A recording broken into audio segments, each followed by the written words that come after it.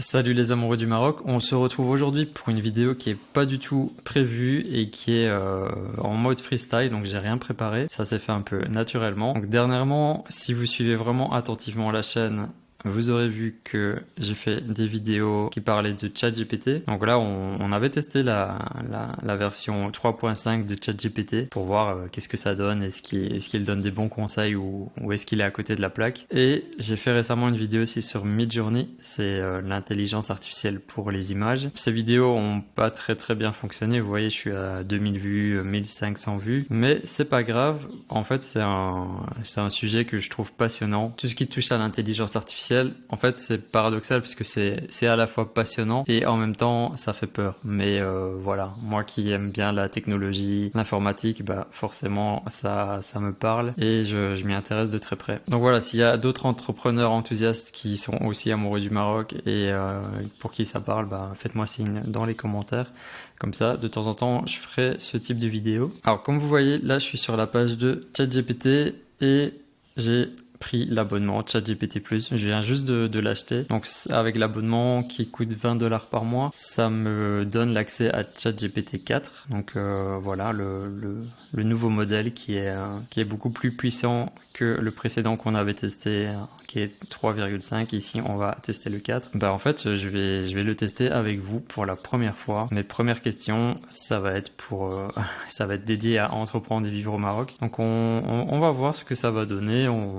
On est là pour s'amuser un petit peu et en même temps vous parler de l'entrepreneuriat, de l'installation au Maroc. Donc, on va lui donner le contexte. Je suis un entrepreneur français qui rêve de partir m'installer au Maroc, vivre au Maroc et lancer un projet professionnel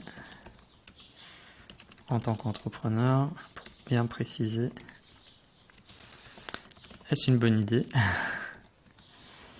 Et qu'est-ce que je peux faire au Maroc? On va voir, on va être première question assez large. Donc l'idée de partir s'installer au Maroc pour lancer un projet professionnel peut être une excellente idée en fonction de vos compétences, de votre expérience et de vos objectifs. Le Maroc offre un environnement d'affaires attractif avec une économie en croissance et un marché en pleine expansion. Voici quelques conseils et idées pour vous aider à démarrer. Première chose, étudier le marché. Avant de vous installer au Maroc, il est important d'étudier le marché local et de comprendre les opportunités d'affaires. Identifier les secteurs porteurs et les niches qui correspondent à votre expertise. Bah oui, c'est toujours mieux d'étudier le terrain, de voir un petit peu comment ça se passe sur le terrain avant d'arriver. Deuxième point, il me dit apprenez la langue. Bien que le français soit largement parlé au Maroc, il est important de connaître l'arabe, dans une moindre mesure l'amazigh, le berbère, pour faciliter les relations professionnelles et sociales. Bah oui, je valide et bah forcément je vous renvoie vers la formation Blabla d'Arija comme d'habitude. Il y a toujours le lien dans chacune de mes vidéos vers la formation. Troisième point. Comprenez la culture. S'adapter à la culture locale est essentiel pour réussir au Maroc. Respectez les coutumes et les traditions et essayez de vous immerger dans la vie quotidienne pour mieux comprendre les besoins et les attentes des consommateurs locaux. Très juste. Bah oui, quand tu es un étranger qui débarque dans un pays qui n'est pas le tien, tu dois apprendre la culture, tu dois la respecter et comprendre aussi l'état d'esprit des Marocains parce que tu vis chez eux, tu vis avec eux, donc c'est le minimum. Quatrième point, trouver des partenaires locaux. Établir des partenariats avec des entreprises locales peut vous aider à naviguer dans le paysage commercial et à bénéficier de l'expertise locale. Ouais. Et le dernier point, informez-vous sur les procédures administratives.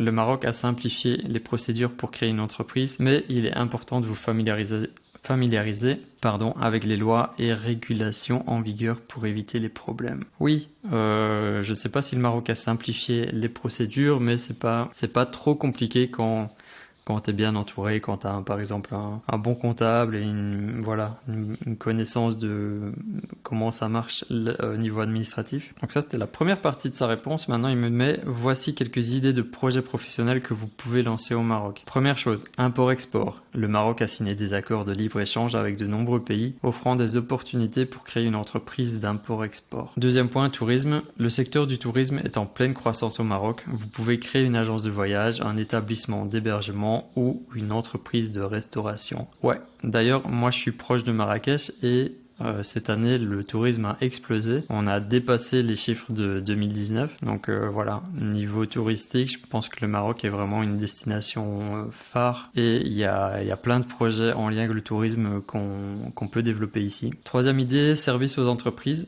Les entreprises marocaines ont besoin de divers services tels que le conseil, la formation, la gestion des ressources humaines, le marketing et la publicité. Très juste. Donc c'est ça, si tu as vraiment des compétences clés, des compétences que tu as développées dans ton pays d'origine, que tu es spécialisé dans certains domaines, bah, ça va être un atout pour toi d'arriver au Maroc avec toutes ces compétences. Maintenant, il faut réussir aussi à te mettre en avant et bien mettre tes compétences en valeur. Quatrième point, l'agriculture et l'agroalimentaire. Le Maroc est un grand producteur de fruits, légumes, olives et autres produits agricoles. Vous pouvez créer une entreprise dans la transformation et la distribution de ces produits. Ouais, et d'ailleurs cette année, bah, le Maroc va commencer la transformation de tous les produits liés au cannabis. Donc c'est un grand marché qui s'offre au Maroc. On a une grande partie du nord du Maroc où bah, c'est des champs de chanvre, de cannabis. Donc là aussi, il y a un gros potentiel avec ce type de produits. Cinquième point, énergie renouvelable. Le Maroc a de grands projets d'énergie solaire, éolienne et hydroélectrique. Vous pouvez vous positionner sur ce marché en proposant des solutions d'énergie renouvelable. C'est vrai. Et le sixième, technologie de l'information et de la communication. Les secteurs des TIC est en pleine expansion au Maroc. Vous pouvez créer une entreprise de développement de logiciels, de services informatiques ou de télécommunications. En résumé, il existe de nombreuses opportunités pour les entrepreneurs français qui souhaitent s'installer au Maroc. Il est important de bien vous préparer, de vous adapter à la culture locale et de vous entourer de partenaires locaux pour maximiser vos chances de succès. Ben voilà pour une première réponse, je le trouve assez bien. Il donne des idées, il donne des bons conseils, des bonnes informations, donc c'est assez cool. Une autre question, donc on va dire j'ai déjà un business en ligne de vente, de formation, de coaching pour des clients européens. Est-ce que je peux venir m'installer au Maroc tout en gardant mon business existant?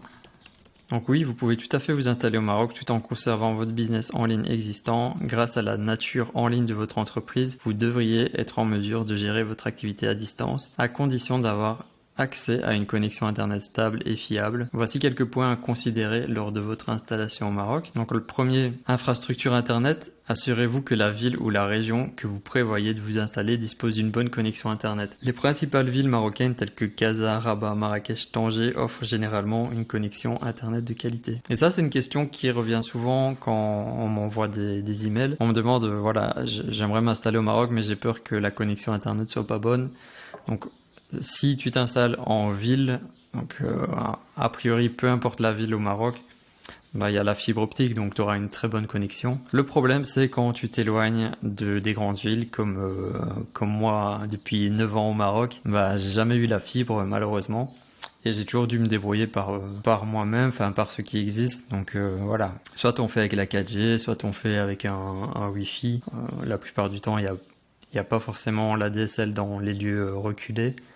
Donc on se débrouille et ça marche quand même, mais l'idéal c'est quand même d'être proche d'une ville, comme ça tu peux avoir la fibre optique. Fuseau horaire, le Maroc est dans le fuseau horaire GMT+1 en dehors de l'heure d'été. Vous devrez peut-être adapter vos horaires de travail pour continuer à répondre aux besoins de vos clients européens. Bah pas vraiment parce que au Maroc, il y a plus de changement d'heure, sauf pendant le mois du Ramadan. Donc là par exemple on a 1 heure d'écart avec la France. Donc au Maroc, il y a 1 heure en moins et avant la fin de l'année, on sera à la même heure. Donc ça, c'est pas vraiment un problème. On est quasiment à la même heure. Fiscalité. Renseignez-vous sur les implications fiscales de votre déménagement au Maroc. En tant qu'expatrié, vous pourriez être soumis à la législation fiscale marocaine. En fonction de la durée de votre séjour et de la structure de votre entreprise, il est recommandé de conseiller un expert fiscal pour comprendre les implications et les obligations fiscales liées à votre installation, à votre situation.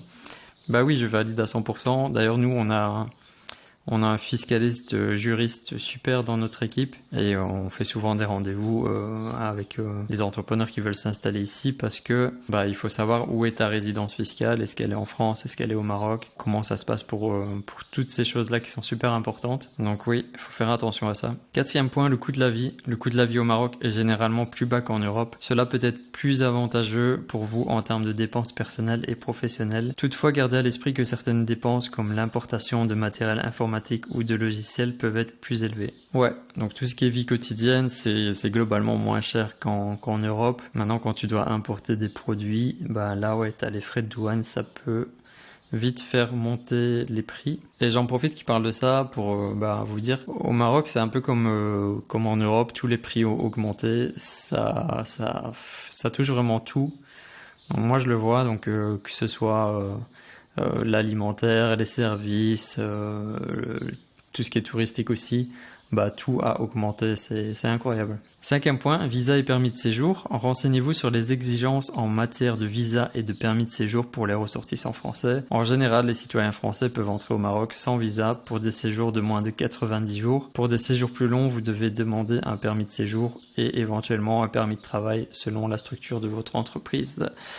Exact, donc voilà, quand tu viens au Maroc, tu sais que tu peux rester 90 jours, pas plus, je dirais même 89 jours pour être sûr de ne pas te faire bloquer à l'aéroport. Et voilà, l'idéal si tu veux vraiment t'installer ici, c'est de faire très rapidement ta carte d'immatriculation, ta carte de séjour. D'ailleurs, un petit point là-dessus, pour ma carte à moi, c'est toujours en cours.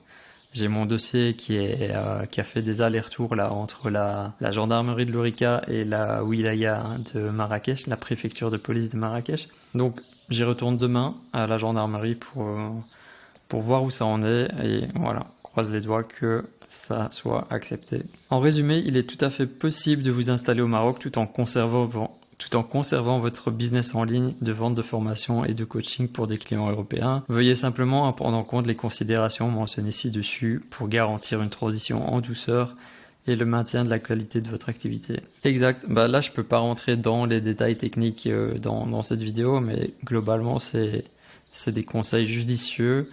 Donc après, faut voir si tu veux vraiment rester 100% de ton temps au Maroc. À un moment, il faudra créer ta propre société ici et faire tout dans les règles de l'art. Mais c'est vrai que dans un premier temps, tu peux faire des allers-retours entre ton pays et le Maroc. Et si tu as déjà un business en ligne, tu continues avec la structure que tu as, au moins au début. Et après, tu vois si c'est vraiment... si tu vois vraiment ta vie au Maroc, tu veux vraiment rester ici, tu fais ensuite les démarches pour que tout soit regroupé au Maroc. Voilà, les deux premières réponses, je trouve que c'est vraiment bien. C'est beaucoup mieux que le chat GPT précédent, plus structuré, plus complet, plus juste, plus détaillé. Et voilà, si jamais vous avez des questions que vous voulez poser à ChatGPT, vous me dites dans les commentaires de la vidéo. Je ferai peut-être une deuxième vidéo. Alors après, je lui ai demandé, je suis un entrepreneur français qui veut partir s'installer au Maroc. Quelles sont les principales questions que je devrais me poser avant de partir? Avant de partir vous installer au Maroc, il est important de vous poser plusieurs questions pour bien préparer votre déménagement et votre installation. Voici quelques questions clés à considérer. Première chose, pourquoi le Maroc? Évaluez les raisons pour lesquelles vous souhaitez vous installer au Maroc. Est-ce pour des raisons professionnelles, personnelles ou un mélange des deux? Assurez-vous que le Maroc correspond à vos attentes et objectifs.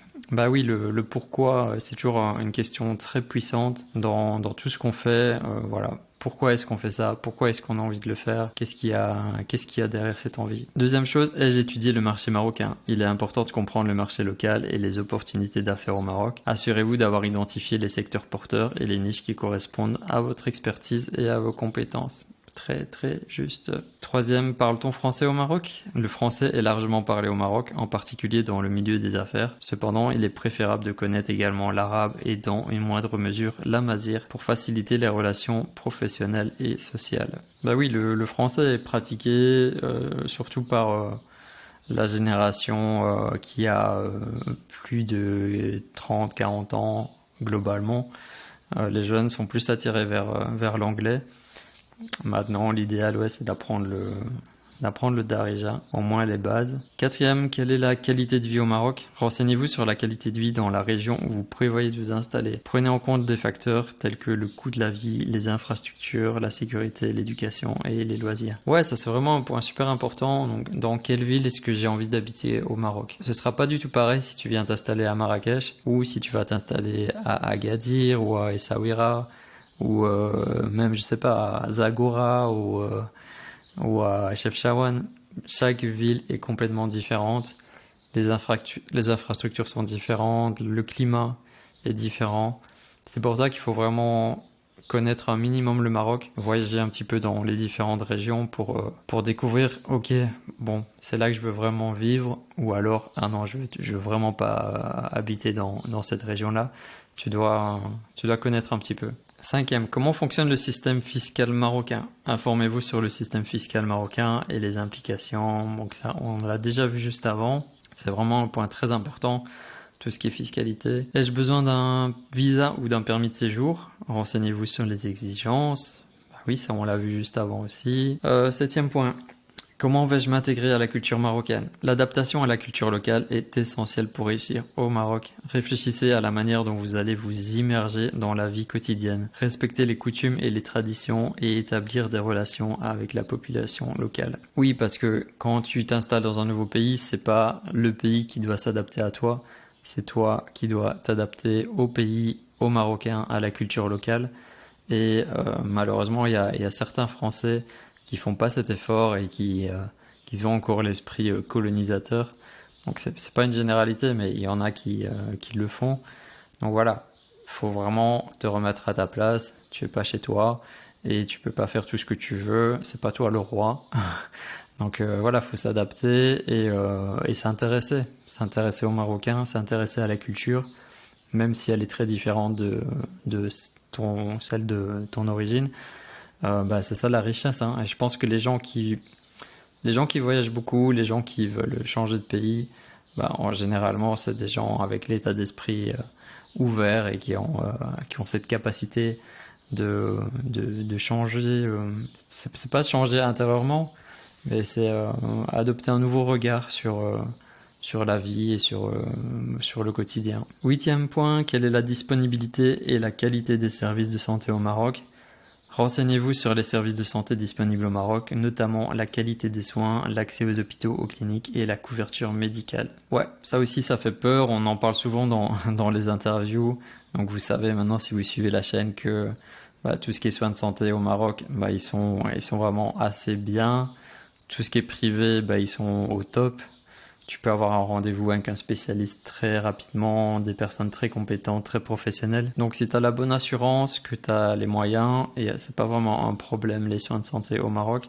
Et là d'ailleurs, je te prépare un guide spécial sur quelle assurance choisir au Maroc. Je pense que ça va me prendre quelques jours là de travail et ce sera bientôt sur la chaîne. Donc voilà une petite exclue pour ceux qui regardent cette vidéo. Neuvième point, ai-je un réseau de soutien sur place? Avoir un réseau de soutien, qu'il s'agisse d'amis, de partenaires commerciaux ou de contacts professionnels, peut faciliter votre installation et vous aider à naviguer dans le paysage commercial marocain. Bah oui, si tu débarques tout seul, que tu n'as aucun contact, que tu connais personne et que tu veux t'installer, créer ton projet, c'est pas facile au début. Donc l'entourage est très important. Donc voilà, te faire accompagner comme nous, on va proposer très bientôt des packs d'accompagnement physique et il y aura une formation en ligne aussi qui va être bientôt disponible.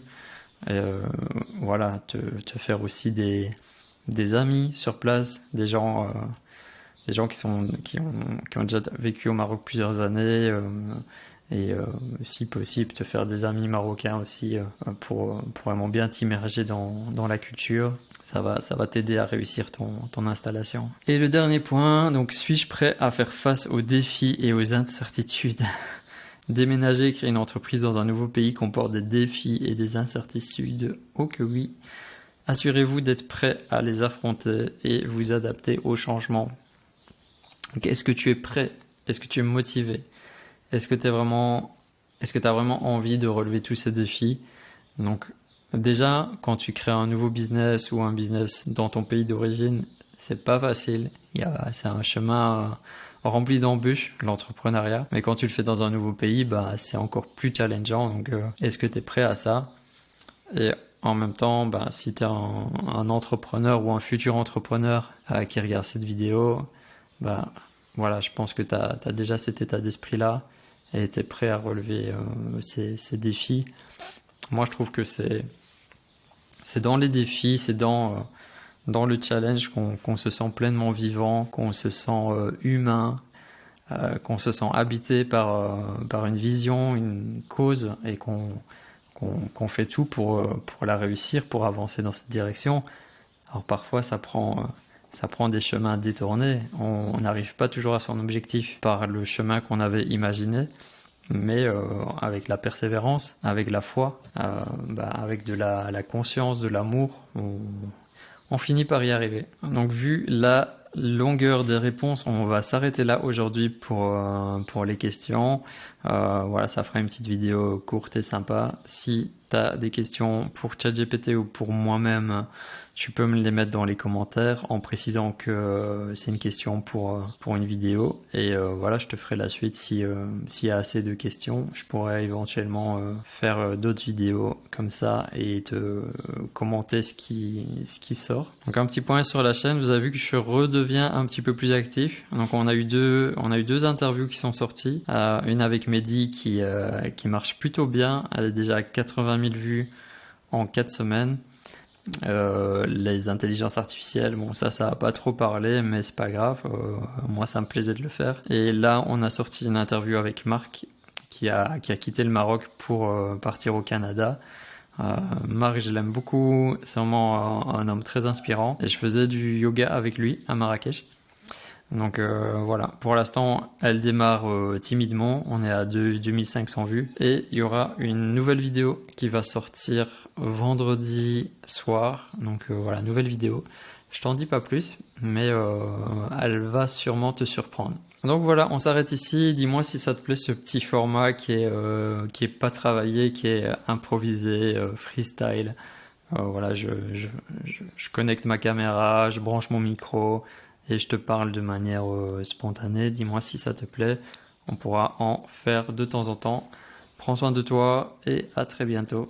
Si tu as envie de t'installer au Maroc pour lancer ton projet pro, j'ai créé une mini formation pour toi. 7 conseils pratiques pour réussir ton installation au Maroc. Tu recevras un conseil par jour dans ta boîte email durant 7 jours. Clique sur le premier lien en description pour recevoir ton premier conseil dès maintenant.